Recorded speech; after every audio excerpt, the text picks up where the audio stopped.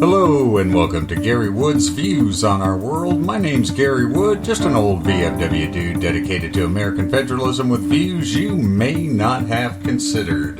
Today we're looking at how government silences vape shop owners in the United States. Let that sink in. Our government silences vape shop owners in the United States of America. Government at all levels are participating, not just the federal, though they are leading the charge. Despite experiencing personal success in quitting smoking through vaping, it is a violation of any vape shop owner to mention this fact publicly, in writing, in their stores, or in any forum consumers may hear their story. Think of a fitness guru founding a gym to support the exercise routine that works best for them and not being able to mention the routine anywhere.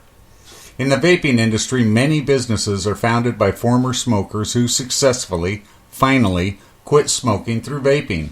Their story led them to reach out to other smokers. Creating retail stores and manufacturing operations, these vapers focused on helping people live smoke-free if they choose to. Making safer, more efficient delivery systems over the last decade, their passion led to improvements in quality, opportunity, and access for people seeking reliable, safe ways to quit smoking. Federal, state, and local governments stipulate any vape shop owner may be in violation of the new FDA deeming rules for sharing accurate information and personal success.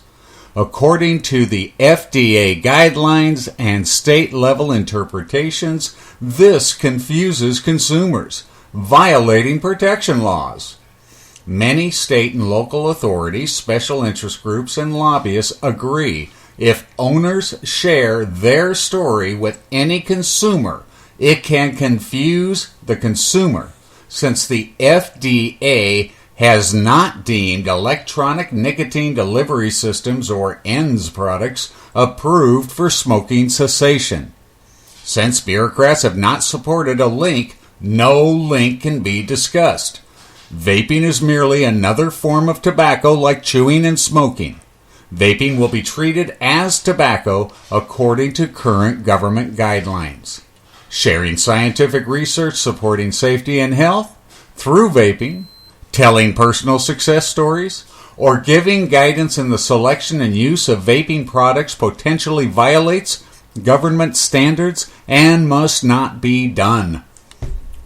When meeting people trying to end their addiction to cigarettes, chew, or other forms of tobacco, vapers may violate rules by simply talking about vaping as a possible alternative. According to the Food and Drug Administration, business stakeholders cannot, in any way, provide details related to the obvious connection between an increase in vaping, decrease in smoking, and overall improvement in health among vapers who are former smokers. Public health is being positively impacted, while bureaucracy and cronyism is not happy. Owner violations can happen in their stores, on websites, social media pages, or any other place a consumer may see, hear, or read the information. People who share their stories can be accused of violating government regulations. They will face fines and criminal charges as the governing body bringing action sees fit. Should the owner challenge the findings, a great deal of money, time, and effort will overwhelm most mom-and-pop stores who simply cannot survive the regulatory onslaught. Draconian as it may sound, this is reality in the U.S., and a case in Vermont helps reveal penalties. In Vermont, the Attorney General went so far as to fine an owner $50,000 for his patrons leaving their success stories on his social media pages and for him sharing his success. The Vermont AG claims the owner should have removed those postings. You can't make this stuff up.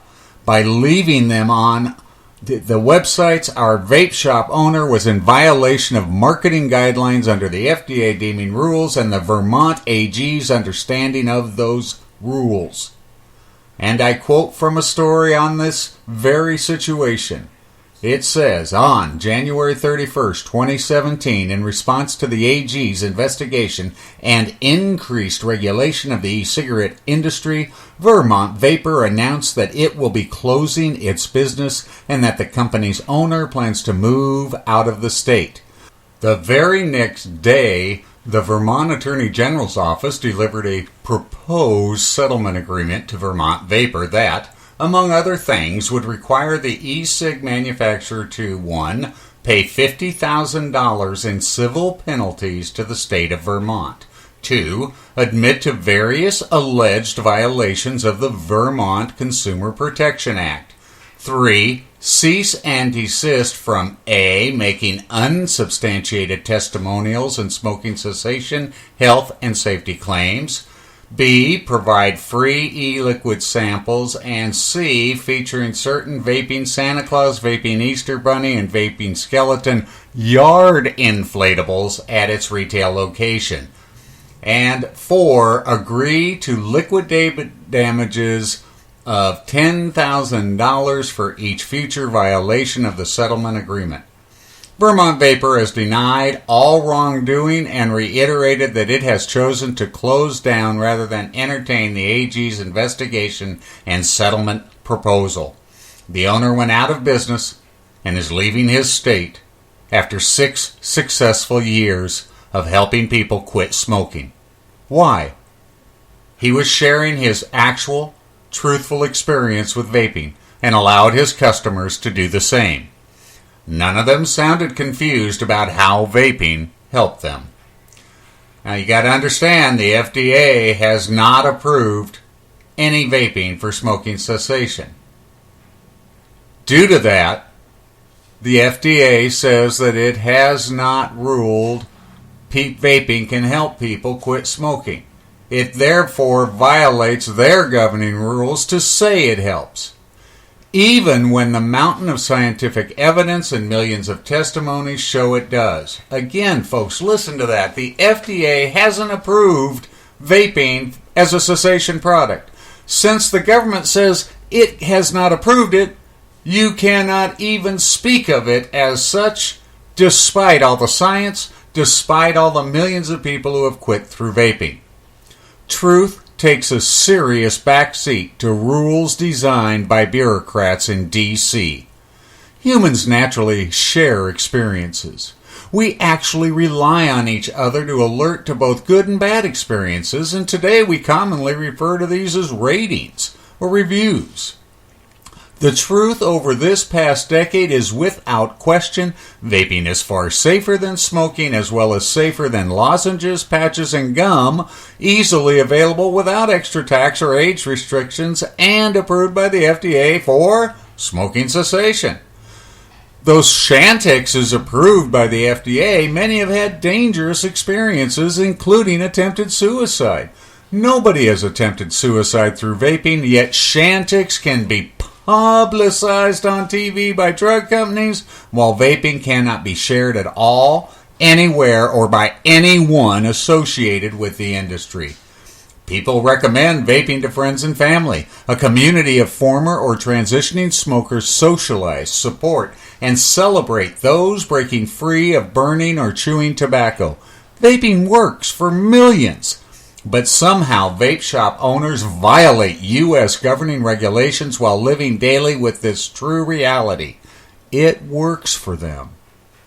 Among other claims, sharing personal experiences while working in the industry can potentially confuse consumers. Smokers seeking a possible way to live smoke-free are left to dig on their own when it comes to the pros and cons of vaping, despite it being 95% safer than smoking. Industry experts are there to help. Whoops, that help would be a violation. Why should silence continue? Because vaping is helping so many, word is getting out despite the lies of government's friends. Instead of celebrating smoking's decline, the FDA insists vaping is merely a tobacco product. Government bureaucrats must denounce sound science and millions of success stories to maintain vaping is just as bad as smoking while leading youth to cigarettes. Both claims emphatically disproved through medical science and a decade of user experiences. What should our government bureaucrats be saying? If you smoke, try vaping. The science leaves no doubt. That's what they should be saying. Vaping saves lives. But mum's the word, or you'll violate the rules and confuse people protected by consumer laws. Government bureaucrats silence vape shop owners who dare share success from e-cigarettes and their modern-day lineup of quality vaping products. Are we actually going to expect ex-smokers regaining health through vaping to silently sell devices and eat liquids without just bursting with the joyful news regarding their own personal success? Most business owners are driven to share success with others. How bad is that? Vape shop owners should not be silenced in sharing their success, should they? Should we insist any who share their experience be levied with civil penalties, Consumer Protection Act violations, and be required to cease and desist sharing their stories? Why is this overregulation fitting for the vape industry? Vaping saves lives. This is an indisputable fact. And by stating it here, I violate government rules. That's okay. Perhaps if enough of us do, more smokers will be saved, public health will be improved, and bureaucrats and lobbyists will be forced to admit their rules do more to confuse and harm than vape shop owners telling their true stories.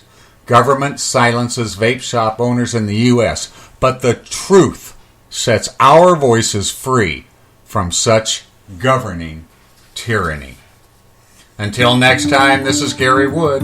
Continue this discussion at eaglesprayer.org or visit me on Facebook, at LinkedIn, Google+, or any number of places around the World Wide Web. Vape on.